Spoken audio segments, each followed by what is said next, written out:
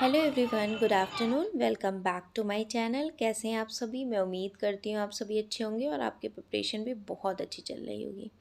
आज नवरात्रि का नवा दिन है, तो कन्या जा पूजन रहे हैं बच्चे। और हवन ये सारा कुछ मैंने कंप्लीट किया। और इसको रिकॉर्ड करने का मुझे टाइम नहीं मिला था, क्योंकि आज मुझे हवन वगैरह भी करना था और खाने में भी बनाना था पूड़ी, हलवे, चने और आलू, ये सारा कुछ। और कन्याएं भी मतलब बिठानी थी। उसके बाद जब बच्चे चले गए तब मैंने थोड़ा सा ऐड ऑन कर दिया है, और अभी मैं ये सब सफाई वफाई कर रही हूँ। और आज मैं फ़ास्ट भी अपना मतलब ओपन करूँगी, नौमी करते हैं हमारे वहाँ, तो ये मैं कंप्लीट करूँगी। और आप सभी के कुछ कुछ डाउट्स मैं ले लेती हूँ। नंबर वन डाउट ये है कि साइकोलॉजी से रिलेटेड बहुत ज़्यादा क्वेरी आ रही हैं। साइकोलॉजी की बुक आप पूछ रहे हो, तो साइकोलॉजी की बुक रोहित वैद्वान सर की आती है। आप चाहें तो रोहित वैद्वान सर की बुक ले सकते हैं, ठीक है। आपको सब जगह मिल जाएगी, अमेज़ॉन और बुक स्टॉल पे भी, ठीक है। सचिन सर की बुक के बारे में सर खुद क्लास में बोल रहे थे कि बुक मेरी पता नहीं आई है कि नहीं, कुछ बोल रहे थे कि मार्केट में भी नहीं आई है, उनकी लॉन्च हुई है कि ऐसा क्या है। आप एक बार चेकआउट कर लेना, ठीक है। और किसी भी टीचर की बुक ले लें, इन दोनों में से अच्छी है, ठीक है। नेक्स्ट अगर बात करें तो देखिए, आप मेरे से पूछते हैं तो मैं रिप्लाई कर देती हूँ, ठीक है। बट आप, डिसीजन इज़ योर्स। आपको डिसाइड करना है कि आपको क्या करना है, ठीक है। बुक से पढ़ना है, बैच से पढ़ना है, या फिर सेल्फ स्टडी करना है, नेट से पढ़ना है, गूगल से डाउनलोड करना है, इग्नू के नोट्स पढ़ने हैं। ये सब आपके ऊपर टोटली डिपेंडेंट है ना, कि आप कैसे पढ़ना प्रेफर करते हैं, ठीक। अब अगर बैच या टीचर कोई पढ़ा देता है तो उसमें ये होता है कि थोड़ा हमारा काम आसान हो जाता है, ठीक है। और नवरात्रि का व्रत खोला था तो बहुत ज़्यादा मुझे चटपटी ये सब चीज़ों की क्रेविंग हो रही थी कि क्या पाऊँ क्या खा लूँ मतलब क्या पाऊँ क्या खा लूँ, इन द सेंस कि जैसे नूडल्स है, चाउमीन है, बर्गर है, इस तरीके की चीज़ें। तो मैगी रखी थी, मैंने बना ली। नेक्स्ट अगर मैं बात करूँ तो साइकोलॉजी के रिगार्डिंग, हाँ, एक साथ 2 एग्ज़ाम को टारगेट कर सकते हैं या नहीं? देखिए, सिमिलर पैटर्न के एग्ज़ाम को आप टारगेट कर सकते हैं। जैसे किसी का आया था रीट का भी देना है मुझे और केवीएस का भी, तो क्या करूँ? देखिए, रीट में, केवीएस में, सुपर टेट में, डीएसएसबी में लगभग-लगभग सिलेबस सब में बराबर ही है, ठीक है। किसी में कम आता है, किसी में ज़्यादा आता है। अब जैसे डीएसएसबी का भी मुझे इसमें देना पड़ जाए, तो डीएसएसबी में 100 नंबर की आ गई पेडागोजी, यहाँ पे 60 नंबर की आ रही है। थोड़ा लेवल डीएसएसबी में हाई हो जाता है, क्योंकि वहाँ नेगेटिव मार्किंग भी होती है और मैथ्स भी अच्छी आती है और अच्छे क्वेश्चंस फ्रेम होते हैं। इसमें थोड़ा सा कम होता है, वहाँ पे इंटरव्यू नहीं होता है या इंटरव्यू होता है।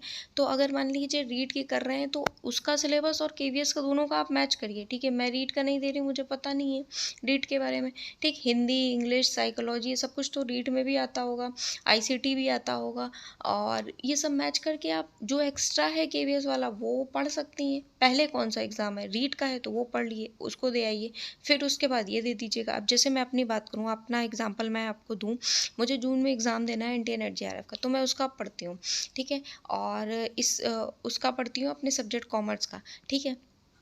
उसके बाद 2-3 घंटे जो भी है मैं उसको पढ़ती हूँ। फिर उसके बाद मैंने सिर्फ़ टारगेट किया है कि साइकोलॉजी और ईवीएस ही मुझे अप्रैल में कंप्लीट करना है, उसके अलावा कुछ भी नहीं, ठीक है। क्योंकि अभी नोटिफ़िकेशन आया नहीं, अप्रैल लास्ट तक आएगा, या जब भी आ रहा है नोटिफ़िकेशन तब तक 2 सब्जेक्ट मेरे ये तैयार हो जाएँगे, ठीक। यही दोनों बर्डन वाले सब्जेक्ट हैं, और तब तक मेरा इसका भी हो जाएगा, मतलब इसकी भी चीज़ें कवर हो जाएँगी, ठीक। तो देखिए, पास में कौन-सा एग्ज़ाम है, पहले आपको कौन सा एग्ज़ाम देना है, इस तरीके की चीज़ों को आप टारगेट लेके चल सकते हैं, ठीक। नेक्स्ट मैं मई मंथ में टारगेट करूँगी हिंदी और इंग्लिश को, वो जल्दी कवर हो जाएगा, हिंदी इंग्लिश, ठीक है। नेक्स्ट बचा क्या? हिंदी इंग्लिश हो जाएगा, फिर मैथ्स है, और आईसीटी, रीजनिंग, ये सब छोटे-छोटे हैं। आईसीटी तो मैं अब अभी भी पढ़ रही हूँ, ठीक है। और रीजनिंग भी इसी में मेरा कवर हुआ जा रहा है। मैथ्स है, मैथ्स जो केवीएस में पिछली बार आई थी उस लेवल की तो आती है। हाई लेवल की है तो वो प्रैक्टिस करनी पड़ेगी, वो मैं मई में ही टारगेट करूँगी मैथ्स को, ठीक है।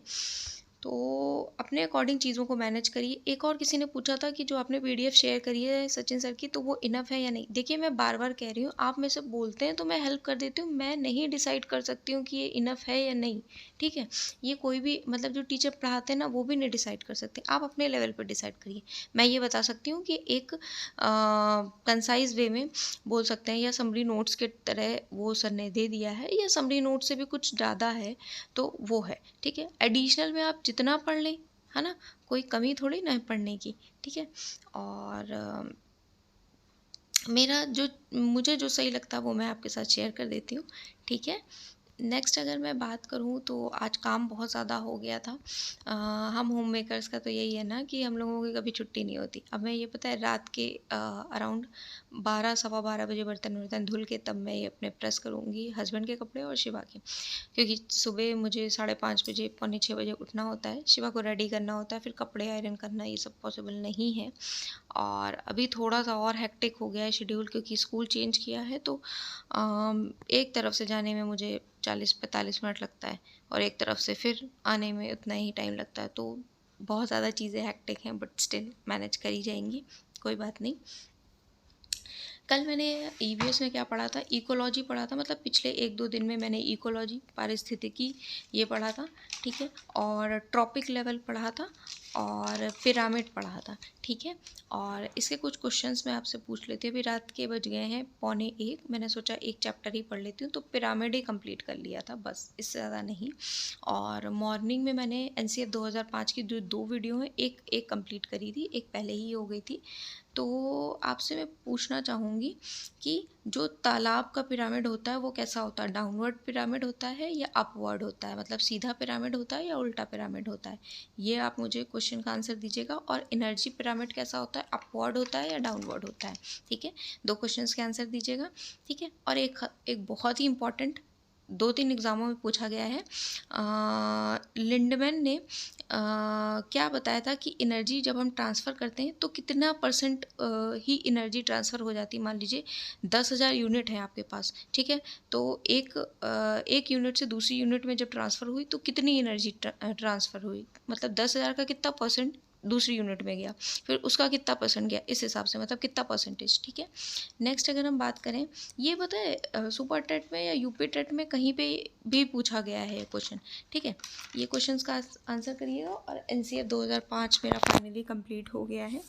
और आपको ईयरबड मेरे कानों में दिखते होंगे ना, तो वो मैं ईयरबड पता है कुछ करती रहती हूँ, काम इतने होते हैं मतलब एंडलेस, तो मैं क्या करती हूँ, ईयरबड लगा लेती हूँ, और जो चीज़ें मैं पढ़ चुकी होती हूँ या जो जैसे अपने सब्जेक्ट का है तो वो मैं सुनती रहती हूँ अपना, तो रिकॉल होती रहती हैं चीज़ें, क्योंकि काम तो कभी ख़त्म ही नहीं होते हैं मतलब।